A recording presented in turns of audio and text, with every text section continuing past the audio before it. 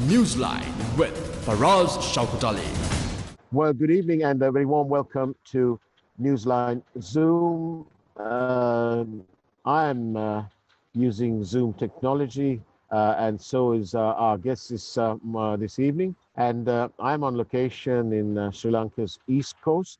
And as you can see from the background, that's exactly where I am.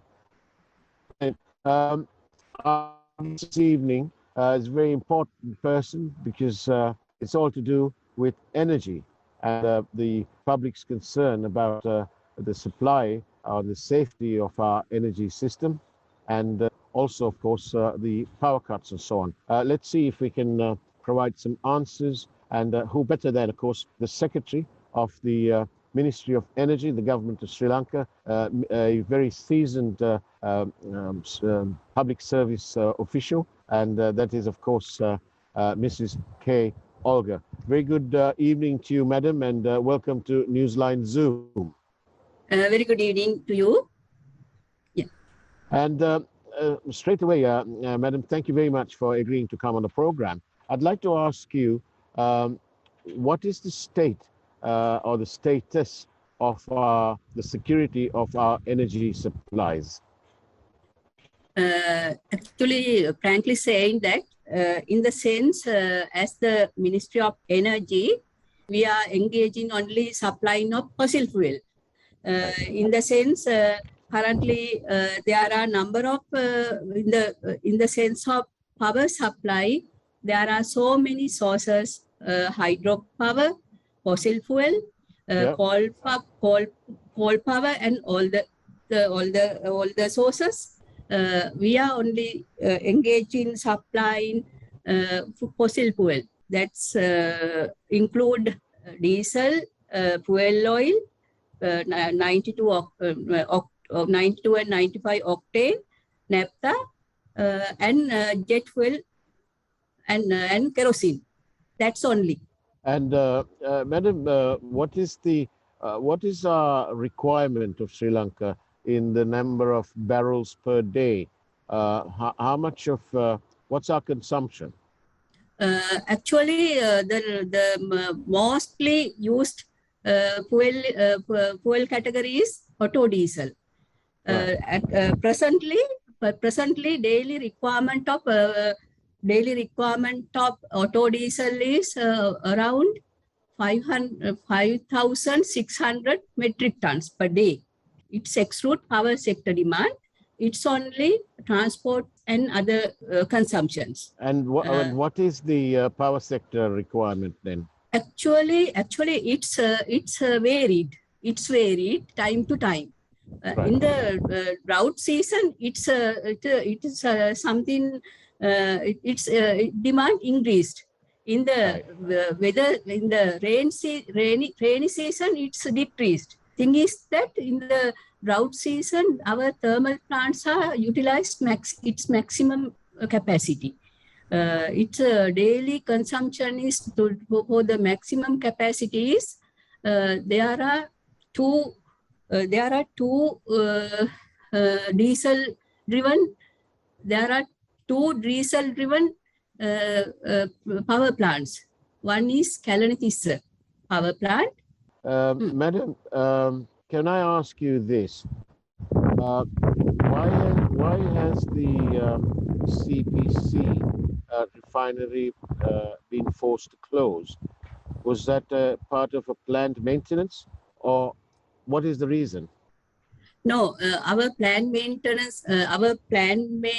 Maintenance was finished during the period of February to April last year, 2021. It's finished, but unfortunately, due to the our foreign exchange crisis, actually due to the fact that for a cargo containing crude oil, we need huge amount of dollar. It's when compared to other shipment containing a finished product, we need 2 times of foreign exchange, US dollars, for the importation of a crude oil shipment. it's around when compared with the current crude oil market, current international market crude oil price, we need 60 million worth of US dollars for the importation of one crude oil shipment. And that is, and how many shipments of crude oil do you get per month then? Actually, for the operation of our refinery at its maximum capacity, we need two shipments. Unfortunately, per month. Unfortunately, during the last period, we were unable to secure in the cargo, securing a tender for the purchasing of crude oil, due to the fact that we compelled to temporarily shut down close the refinery. So each shipment is is how many metric tons? Each shipment 90,000 metric tons. So we are importing two parcels every month, each about 90,000 metric tons. 90,000 metric tons. But anyway, we were able to secure a term tender with effect from January 2022. Anyway, we couldn't able to secure two shipments per month, only one shipment per month up to August 2022. We secure only one shipment. Therefore, we are running our refinery at low throughput. It's full capacity. So basically your capacity is down by 50%. Yeah. Anyway, we are trying to have another cargo per month to secure another cargo per month. Why couldn't you secure the boat shipments per month? What was the problem? Actually, from the supplier's end, due to our country's credit rating and all the things, they are from their end, they are unable to secure credit line from their end for such a credit exposure.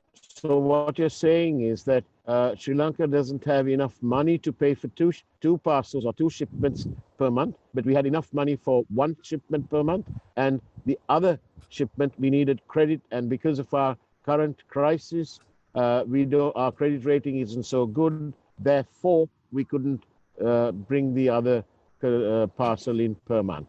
Yeah. Anyway, so far our banking system never dishonored any of the LC or any payment. So far, we are anyhow we manage our maturing, honoring our matured LC and all the payments. Anyway, we never dishonored. However, from the suppliers end, they are repeatedly saying that from their side, their banks are reluctant to giving their credit lines, considering our credit rating and all the things. That's the reason. Even though we are repeatedly saying we are all our LC payments are honoring and all the things, that's their problem. That's the bottom line. Yeah.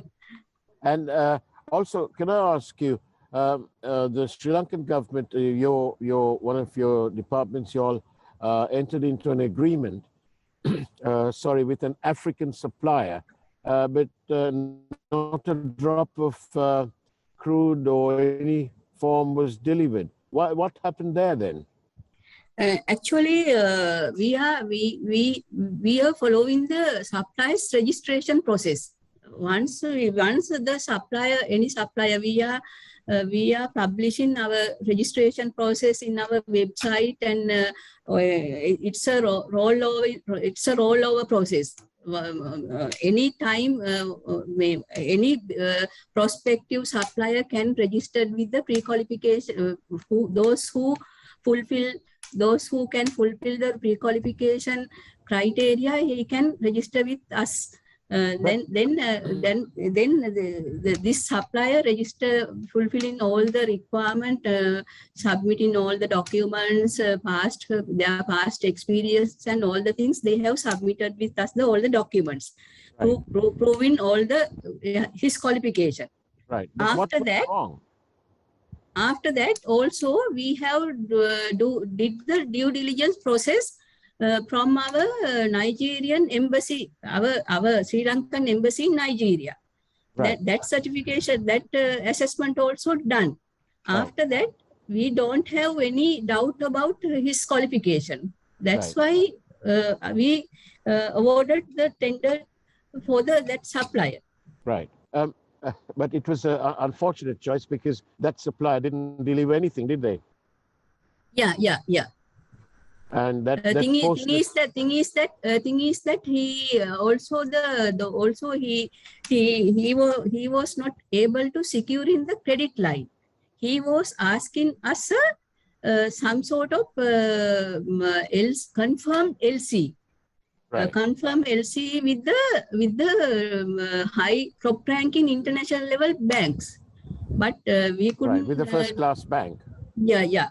And now we read in the Sunday Times reports yesterday that the CPC has entered into another agreement with a company based in Cyprus and that apparently that is an unsolicited bid. Is that right?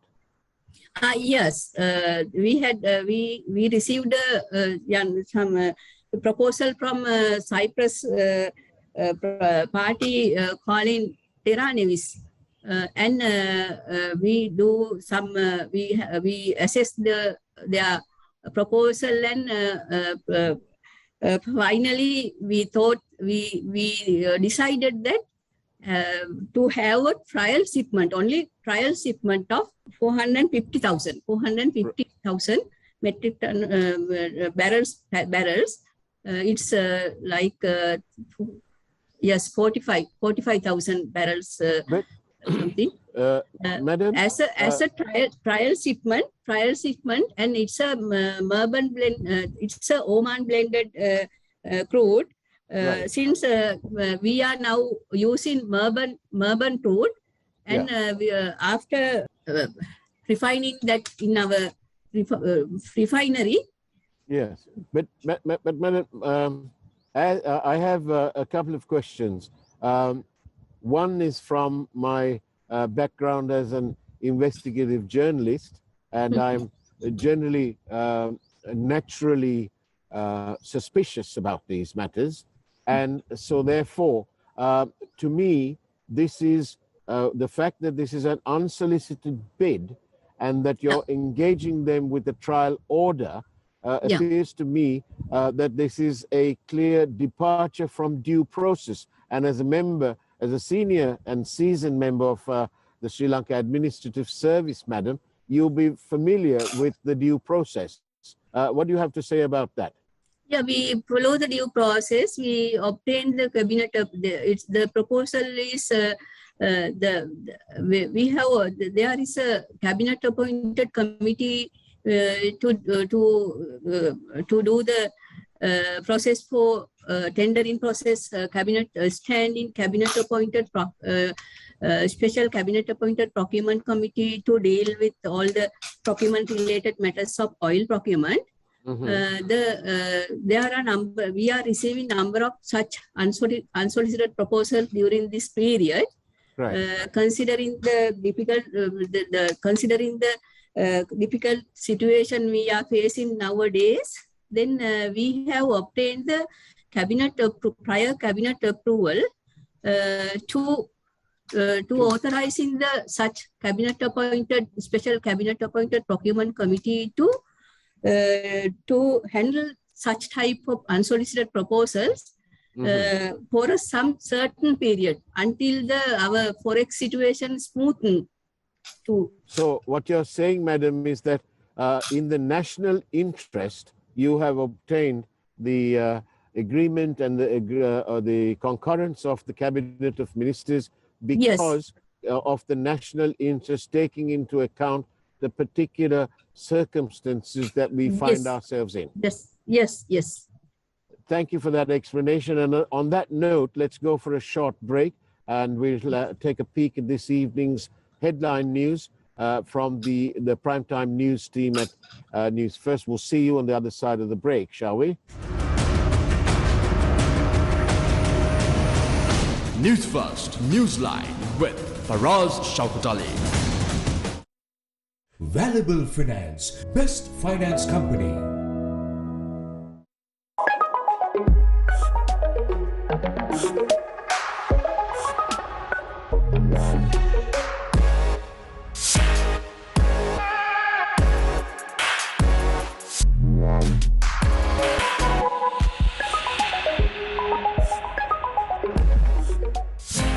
TV1 Rasvidana Jivite.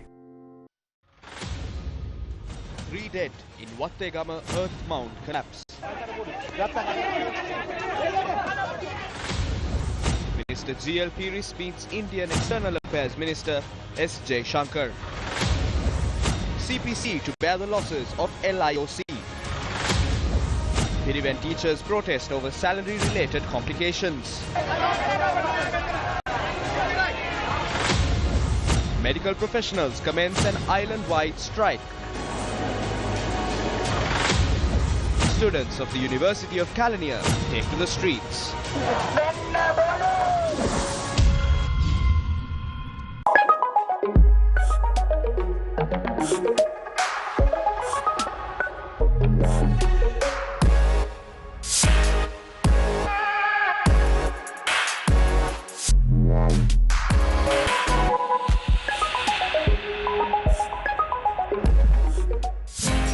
TV1 Rasvidana Jivite.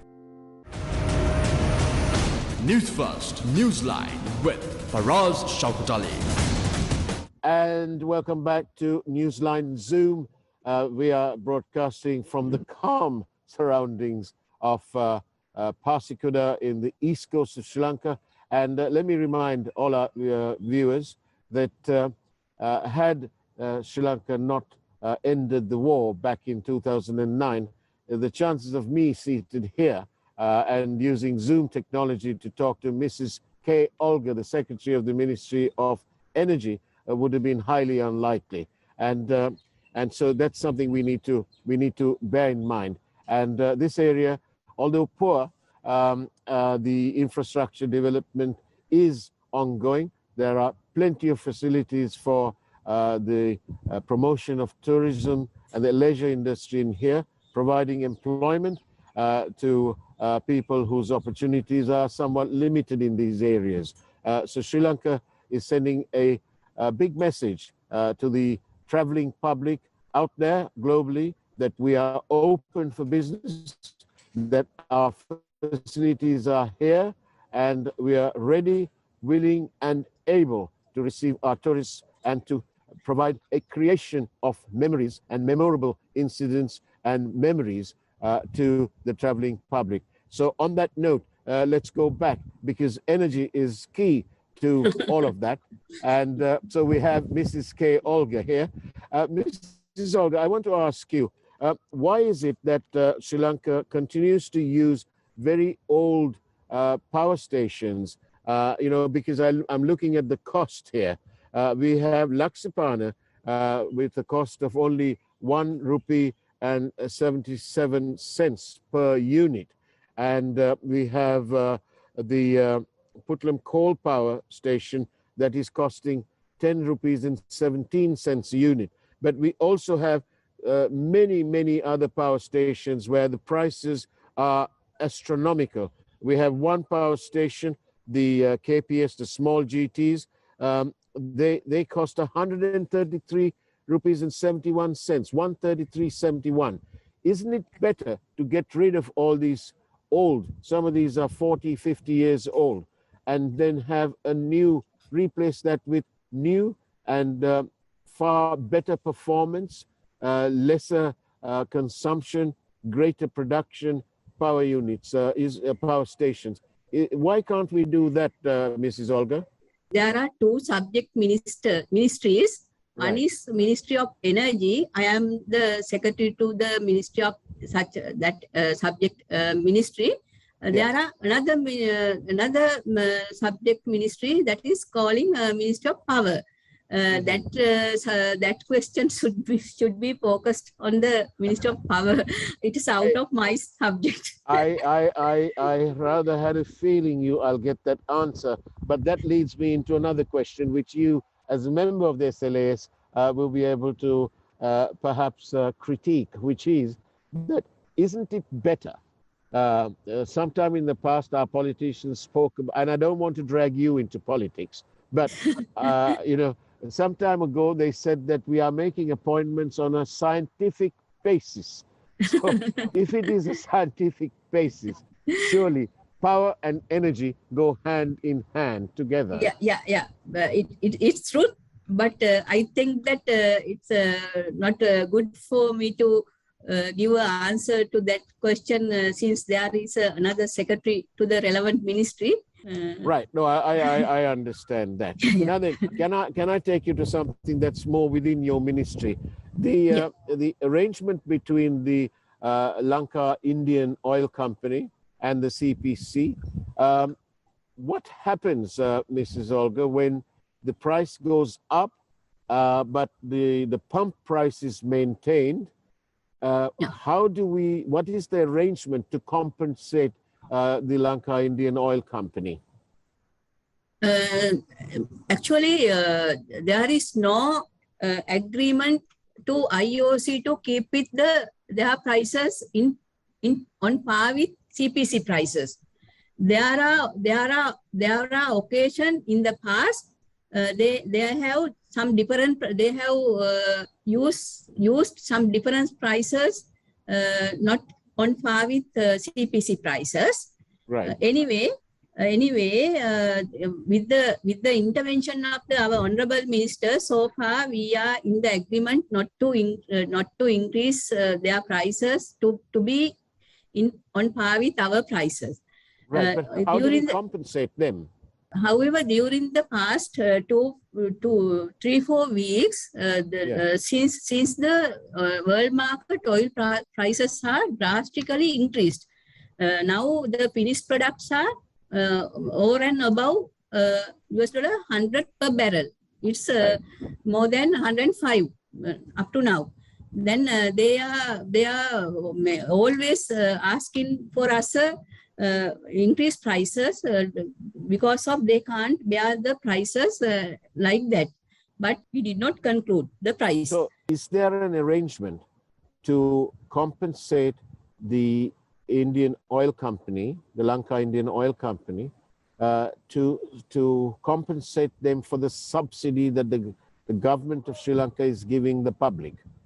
No, actually, what is happening is that when they are increasing their prices, their customers are coming to CPC petrol sheds. But at state level, what you're saying is that there is no legal agreement between the government of Sri Lanka and the Indian Oil Company to pay the subsidy. No. So can I ask you this other question, which actually my colleagues in our transport department always points out, and that's this. We the public, when we fill our cars up or when we purchase fuel of any sort, we are paying for it. So why is it that the CPC, what's happening to our money? Why is it that the CPC is always in a kind of in a loss-making situation? Because we are paying for our fuel. That's a good question, actually. In most cases, CPC the selling price the selling price fixed by the government.